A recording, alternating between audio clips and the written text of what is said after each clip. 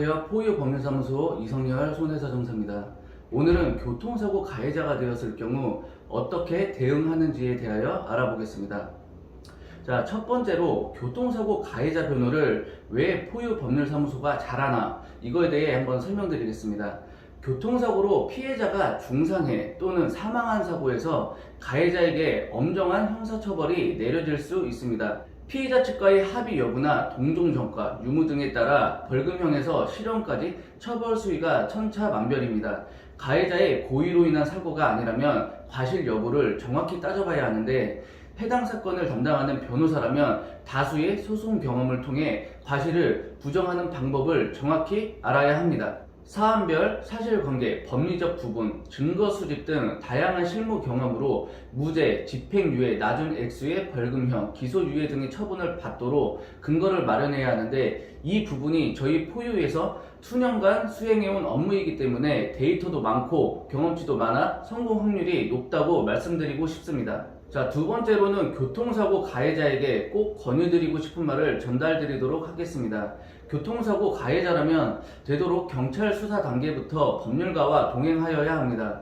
피해자의 부상 정도가 심하다면 그 중요도는 더욱 높다고 할 수 있습니다. 동행이 필요한 이유는 사건 초기부터 유리한 부분을 부각시켜서 추후 기소 및 불리한 판결을 방지할 수 있기 때문입니다. 사건의 구체적인 내용과 운전자 주의 의무를 성실히 이행하였음에 대하여, 그리고 이 사건 사고 발생 시 기상 상황 등 유리한 근거를 바탕으로 주장해야 하고, 감형에 꼭 필요한 피해자와의 합의금은 법적 기준이 없기 때문에 여러 가지 상황을 고려해서 산정해야 하는데, 일반인이나 경험이 많지 않은 전문가가 진행하게 된다면 그 결과는 장담할 수 없고 뒤늦게 전문 변호사를 선임하여 처리하려 해도 쉽지 않습니다. 자, 그러면 세 번째로 교통사고 발생 시 형사처벌 유형에 대해 알아보도록 하겠습니다. 첫 번째로 특가법상 도주치사상입니다. 특정 범죄, 가중처벌 등에 관한 법률에 따른 도주차량 운전자 가중처벌입니다. 쉽게 말하면 사고가 발생하였는데 구호하는 조치를 하지 않고 도주하는 뺑소니 사고를 말합니다. 피해자 사망 시에는 최대 무기 또는 5년 이상의 징역을 받게 되고, 상해에 이르렀다면 1년 이상의 유기징역이나 500만원 이상 3천만원 이하의 벌금에 처하게 됩니다. 형사처벌 유형 두 번째입니다. 특가법상 위험 운전 치사상입니다. 음주 또는 약물로 인한 정상적인 운전이 불가능한 상태에서 자동차를 운전하여 사람을 사망하게 한 경우 무기 또는 3년 이상의 징역을 받게 됩니다. 상해에 이르게 한 경우라면 1년 이상 15년 이하의 징역 또는 1,000만원 이상 3천만원 이하의 벌금에 처해질 수 있습니다. 형사처벌 유형 세 번째, 12대 중과실.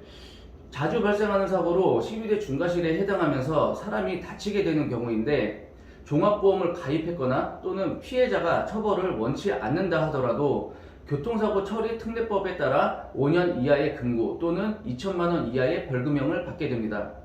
구체적으로는 신호위반, 중앙선 침범, 속도위반, 음주운전, 무면허 운전, 보도침범, 어린이 보호구역 안전의무 위반 등이 있습니다. 자, 마지막으로 네 번째, 처벌 감형 요소에 대해서 알아보겠습니다.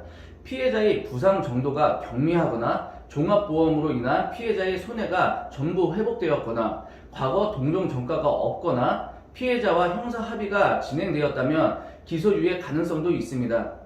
이 또한 무조건 되는 게 아니라 근거를 잘 마련해서 주장을 해야 합니다. 개별적이고 구체적인 사안에 따라 모든 사건이 다르기 때문에 꼭 저희 포유법률사무소와 상담을 하시고 진행하시면 좋은 결과를 얻으실 수 있습니다. 오늘은 교통사고 가해자가 알고 있으면 유익한 정보에 대해 알려드렸습니다. 다음에도 유익한 정보를 짧게 요약해서 알려드리도록 하겠습니다. 구독과 좋아요는 컨텐츠 제작에 힘이 됩니다. 감사합니다.